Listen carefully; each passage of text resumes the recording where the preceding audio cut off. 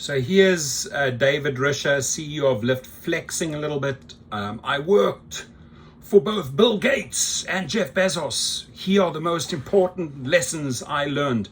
And it's interesting that he's really copying Dara Khosrowshahi here, because Dara Khosrowshahi came out with very, very similar articles in the last 2 weeks. LYFT CEO David Risher spent more than a decade working under two of the world's most successful businessmen, Bill Gates and Jeff Bezos. Perhaps predictably, Risher learned a lot, he says, when he joined LYFT as a CEO in 2023.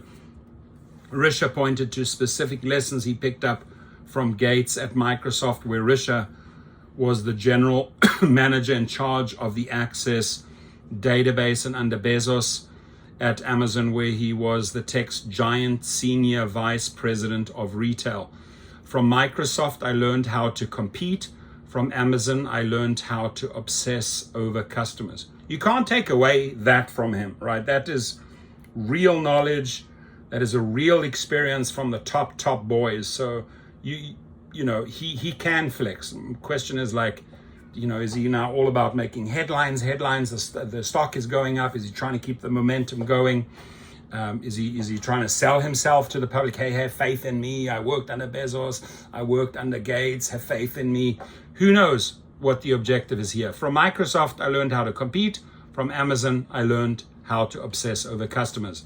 Risher wrote in a 2023 letter to LYFT employees. More recently, after LYFT posted record high annual ride numbers in 2024, Risher is leaning into a specific lesson he learned from his time under Gates. Spend more time focusing on your weaknesses than your strengths.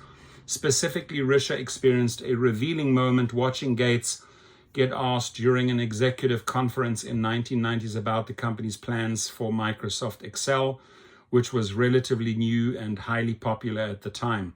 Gates just very honestly and frankly, very directly said, I don't spend any of my time thinking about Excel, because I know that right now we've got around 60% market share, and I know that's going to go to 80 or 90%. I don't have to worry about that. I don't have to think about that, Risher said. More than 30 million people around the world used Excel in 1996, including me, giving it a dominant position in its markets, said the company. That runaway success is exactly why Gates didn't want to spend too much time focusing on it. The billionaire understood that he could create more value and make better use of his time by focusing on areas and products that needed improvement. Focusing on a deeply unpopular practice at LYFT. In an April letter to LYFT shareholders, Risher briefly touted the company's best ever results in 2024 before switching to the areas where the company still needs to improve. Looked at as a whole, the rideshare experience had become worse than it was a decade ago, wrote Risher. To address this, he spent his time at LYFT looking for weaknesses in the company's business model. Every 6 weeks or so, I open my LYFT driver app and hit the road. It's the best way to understand the experience of drivers, to pick up on frustrations we can improve upon, and to talk to riders. I love every minute of it. So sort of pretending like he's one of us, one of the drivers. Problem is, it's pretty orchestrated, Napa Valley, etc. Doesn't really reflect the United States. It doesn't. I mean, what doesn't really reflect what drivers have to go through. He observed the deeply unpopular practice of surge pricing, where rideshare platforms raise prices during times when customer demand for drivers is particularly high. After hearing riders express their frustration with that practice, Risher told his team to focus on changes, like an initiative to increase the supply of drivers and a feature that allows riders to lock in a set price ahead of time during their most frequent commute periods. By the end of 2024, we could see that these were the right investments when drivers chose us at record rates, Risher wrote, adding that the company's recent success is a direct result of its willingness to drill down into areas where it was falling short.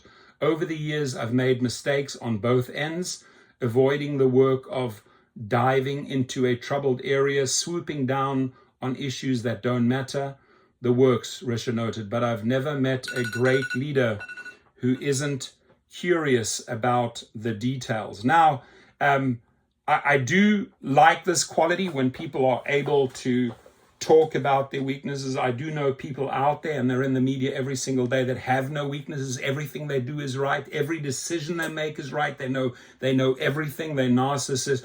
You got to admit when you F up or when you screw up, and be able to fix that, right? It doesn't make you a weaker person. It actually makes you a stronger person. You have to be more careful and more wary about the people that say the whole world, everything is perfect, everything is correct, everything is great, I make no mistakes. Got to worry about those characters more than the people that are actually willing to admit to some of their mistakes. What do you think? Your comments, please.